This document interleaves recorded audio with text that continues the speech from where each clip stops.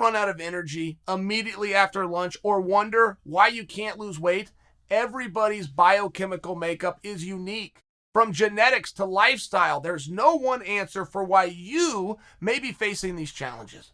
That's why I'm excited to be partnering with NutriSense. NutriSense Continuous Glucose Monitor is a small device that stays on the back of your arm and measures your glucose values 24/7.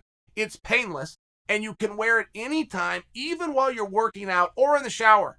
NutriSense gives you the ability to measure your blood glucose levels in real time and determines exactly how your body reacts to specific foods, sleep, or exercise. All plans include complimentary access to a registered dietitian plus access for 1 month. I've been testing this for the last few weeks, and it's an incredible tool to measure and track how your body responds to food, sleep, and exercise. Try it for yourself and receive $50 off when you go to trynutrisense.com/Chael. Remember to use the promo code Chael for $50 off your order.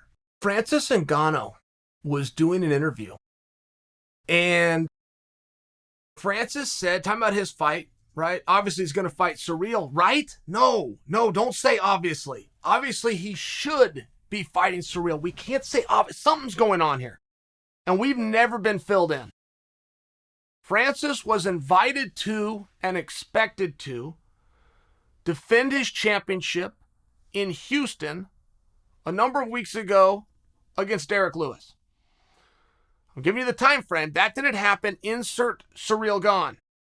Francis's side came out largely in an Instagram post saying that they'd love to fight, they can fight, they're ready to fight September on. Anytime in 2021, September on, okay.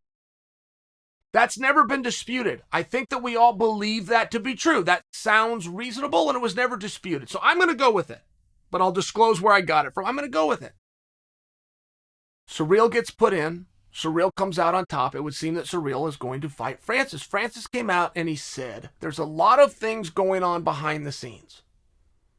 There's a lot of talks going on. The UFC wanted me, this is Francis talking, to sign something prior to my last fight. That would be before Francis fought Stipe. Francis said, but I didn't sign it. Now that's interesting right there.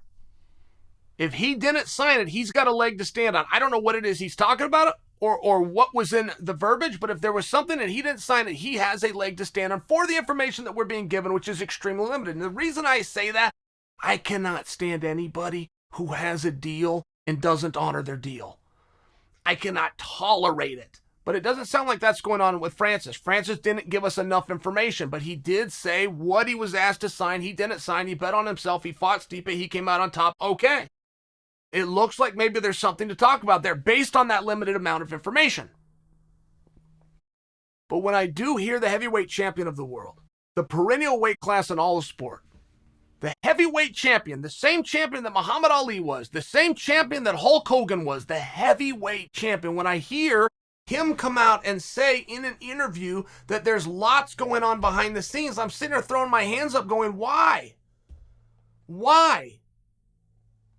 You haven't fought since I can't remember. You turned down the most recent fight you were asked. You don't have another scheduled fight, even though everybody knows it's supposed to be against Cyril. Why is there things going on behind the scenes? And with who? With what part of this organization do you feel we need to allot time to working it out with you? 22 guys on the card, just the card you're going to fight on. 22 guys up every single Saturday night, and there's a whole bunch of things going on behind the scenes with you? Why? Who's monitoring those phone calls? Why are they monitoring them? Do we have a deal or not? And I can raise my voice and stare all scary into the camera. I don't have enough facts. I don't have enough facts. I know George St. Pierre came out. My own St. Pierre, huh? Who carries St. Pierre more than this guy? But I got to tell you, he came out, he was talking about why he didn't get a box Oscar De La Hoya. George is under contract with Dana. So Dana would have to sign off on it, and he said no. Not signing off for a number of reasons. I don't want you boxing. If you do want to fight, I want you to do it in my organization that I signed you to in the first place, which is why I have an active agreement. I don't love these Triller guys who are trying to promote it. And if Oscar gets the jump over my biggest star of all time, I hate the whole thing. Dana just told him the truth. I don't want it. I'm not doing it. If you would like to fight, I'll make a call to Khabib, see if we can get you guys in there. And George couldn't understand why Dana wouldn't do it. And George's stance was, I feel great. I'm working hard. I'm 7 years younger and 2 kilos of blow on the better side of the fight equation than this guy. If you don't like him, send me over there. I'll take care of him. Dana's kind of go, well, I don't get to participate. So I fully understand Dana's standpoint. I'm not sure many people understand what it's like from the promoter's perspective. A promoter's life is bad enough. There is nothing that makes a promoter's life worse than signing a contract, because he doesn't get anything. Do you have an asset or a liability, guys? Business question, real simple answer. If it's an asset, it pays you. If it's a liability, you pay it. So if you're a promoter, you don't know where your next town is, you don't know when your next show is, you don't know what advertising sponsors are going to be behind you, you certainly don't know what merchandise, ticket sales, or pay-per-views are going to do, but you now have a signed contract and you have to cover the spread. It's a tough spot. You're much better off to just go off a handshake. You're going to show up, great. But you try to do business that way. We learn from the dirtbags that run boxing. If you have a deal with a boxer, you're going to give him $1,000. He's going to show up on Saturday. If somebody else calls him and will give him $1,100, he's not coming to your show. He won't even give you the courtesy of calling you and telling you he whored himself out to a higher bidder. He just won't come. So it turns into one of these messes that MMA all the way back in 1993 had to learn from, adapt, and inherit.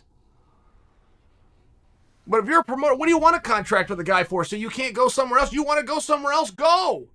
Beat it. This is what we do over here. It's from a competitive standpoint. And I will tell you this. If Francis didn't sign something, I don't know what it was he did not sign or what he has that's extenuating. There's always championship clauses and things. I believe him to be locked up and he needs to go and fight Cyril.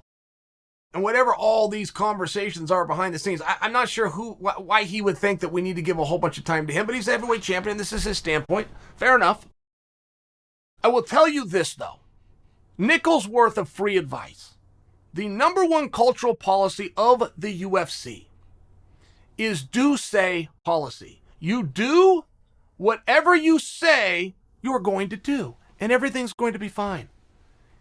And you want to wonder why you should take Chael's advice? Well, maybe because I'm the highest paid guy in the history of the sport. Might be a good place to start. Might be that I've been there since 2005. Might be a good place to look. Might be because I've never brought an idea to the table that didn't have a huge ROI. Not one bad idea has ever come from Chael. True story, 16 years. Show me somebody else with that track record. If you say it, do it. If you say it and you don't do it, there's going to be problems. And in the short term, you're going to think that you're a good businessman sticking up for yourself. In the long term, you're going to find out you're nothing more than unemployed.